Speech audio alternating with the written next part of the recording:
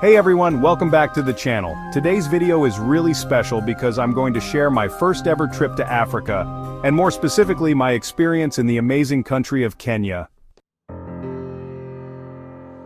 I knew I was in for something new, but I had no idea just how different and beautiful this journey would be. From the chaotic streets of Nairobi to the breathtaking landscapes of the Maasai Mara, I went through a roller coaster of emotions. I laughed, I stumbled, I learned, and yes, I experienced major culture shock. So let's dive into it. I arrived at Jomo Kenyatta International Airport late at night. The moment I stepped outside, it felt like stepping into another world. The air was warm, thick, and buzzing with energy. I could hear distant music, people shouting, taxis honking, and it was all so alive. I remember just standing there, trying to absorb everything. And then came my first big culture shock, the traffic. Driving in Kenya is an experience on its own. No traffic lights, barely any signs, and yet everyone seemed to know exactly what they were doing. Cars were weaving in and out of lanes, motorbikes called boda-bodas, zipping between vehicles like they were playing a game. It felt like chaos, but somehow it worked. People honked, not out of anger, but just to communicate. It was like a language of its own. The next morning, I walked through the streets of Nairobi.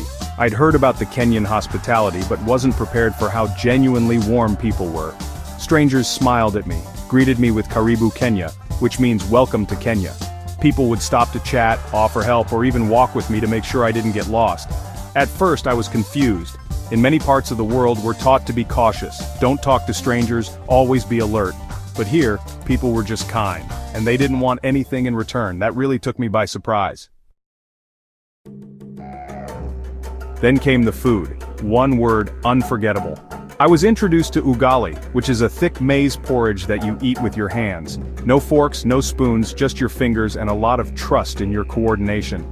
At first I was clumsy and self-conscious, but people around me were so patient. They laughed with me, not at me, and showed me how to roll it up and scoop with it.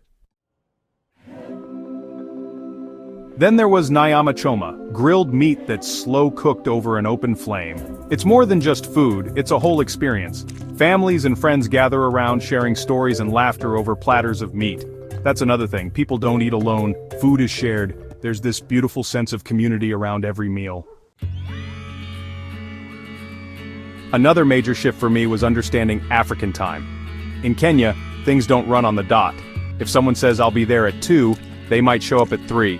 And no one minds. At first it drove me crazy. I kept checking my watch, wondering why no one was in a rush. But after a few days I started to get it. Life isn't about racing from one thing to the next. People value presence over punctuality. They take their time to connect, to live. And I realized, how often do I rush through life, missing moments because I'm so obsessed with being on schedule? Kenya taught me to slow down.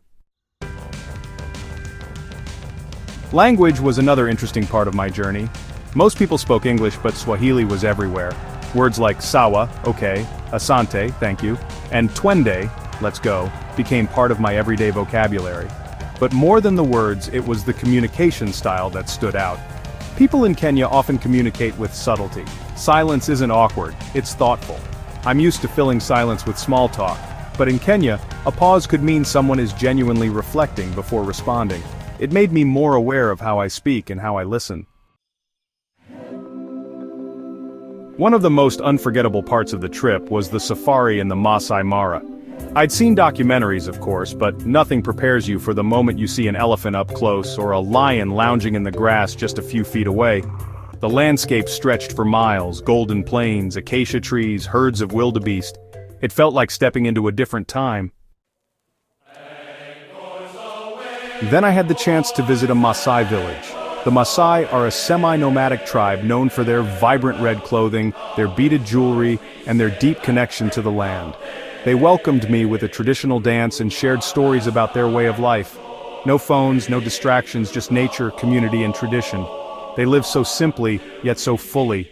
It made me reflect on how complicated we've made life in the modern world. By the end of my trip, I realized something important. Every culture shock I experienced was an opportunity to grow. I went to Kenya thinking I was going to see the world, but what actually happened was that the world helped me see myself more clearly. I let go of assumptions, I adapted, I connected, and most of all I listened. Yes, it was challenging at times. I got lost, I got frustrated, I was uncomfortable. But those moments taught me more than any textbook or travel guide ever could. Kenya was not just a place I visited, it became a part of me. If you're thinking about visiting Africa, do it. Don't let fear or stereotypes hold you back. Go with an open heart, and you'll come back with a deeper understanding of life, of people, and of yourself. Thank you so much for watching. If you enjoyed this story, make sure to like the video, subscribe for more travel stories, and drop a comment below. I'd love to hear about your own experiences with culture shock and the places that changed you. Until next time, stay curious, stay humble, and never stop exploring. Asante sana.